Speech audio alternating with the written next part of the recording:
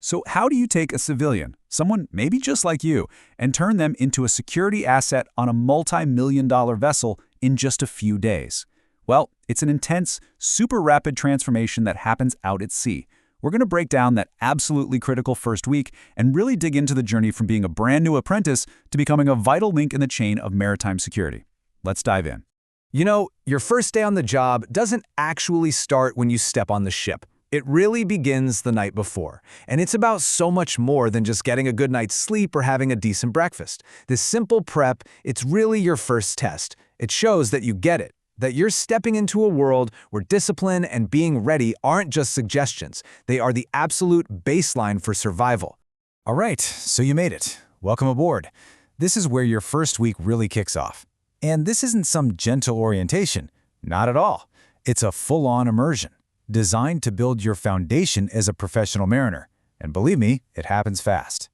The entire initial training journey, it's a 16-week program. But the goal, when you boil it all down, is pretty simple, even if it's incredibly challenging: to transform you from a civilian into a capable, unlicensed apprentice.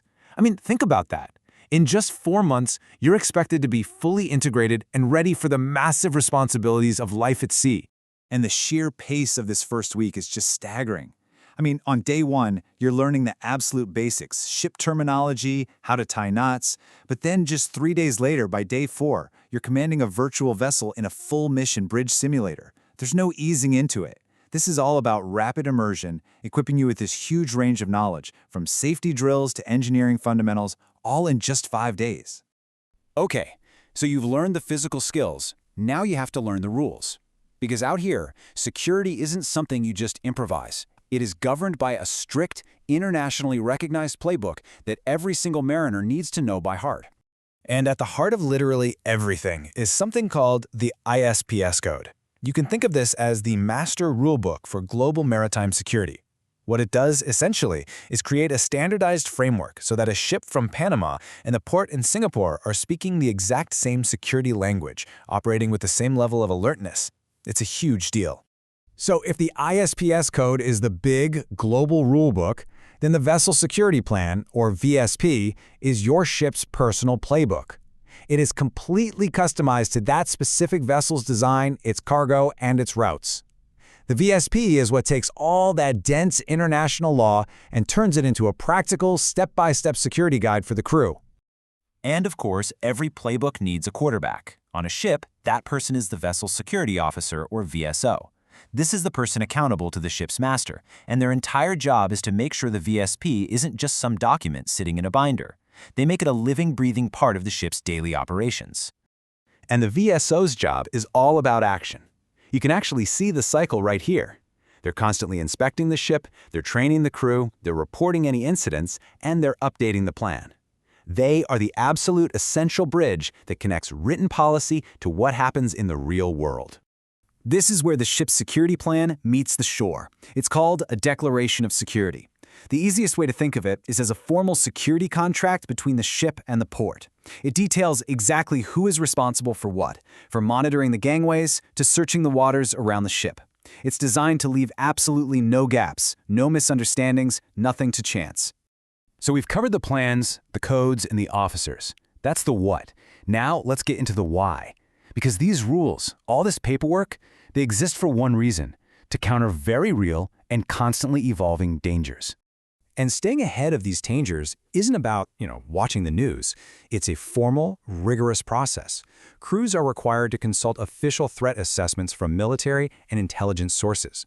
This makes sure their security posture is always based on the best available information, not just guesswork. And the threats they're preparing for go far beyond what most people imagine. We're not just talking about piracy here. It's about preventing an attack while you're docked, guarding against one while you're underway, and even stopping the ship itself from being turned into a weapon. The scope of what they have to think about is just massive.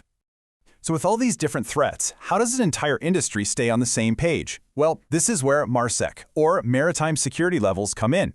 It's basically a simple 3-tiered traffic light system.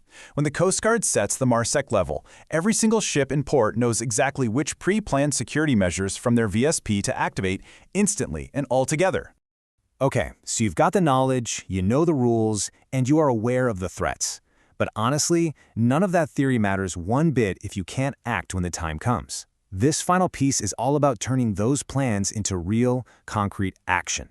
And this cycle is really the core philosophy behind everything. Knowledge isn't enough. You have to practice it until it becomes muscle memory. Preparedness isn't something you just achieve once. It's this continuous loop of planning, acting, and refining. It's a constant state of readiness for any emergency. Here's a perfect practical example of that: an emergency comms plan. The brilliance of this is just in its simplicity. The essential contacts are already listed. The critical messages are pre-drafted. The plan itself is physically located right by the comms panel. Why? Because in a crisis, you don't have time to think. You only have time to act. This kind of prep removes all the guesswork. And of course, a plan is pretty useless without the right tools.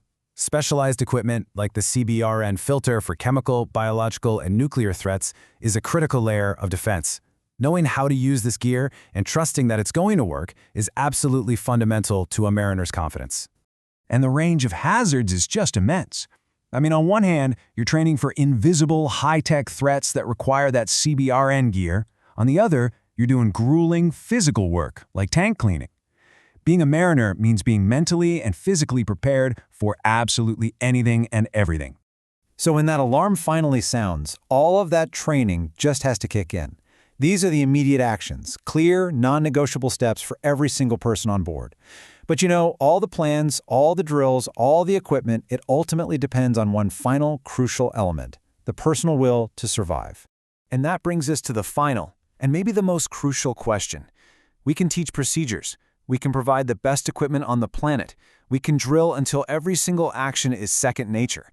But in that moment of truth, when everything is on the line, what provides that will to survive? That's the one thing no training manual can ever fully explain.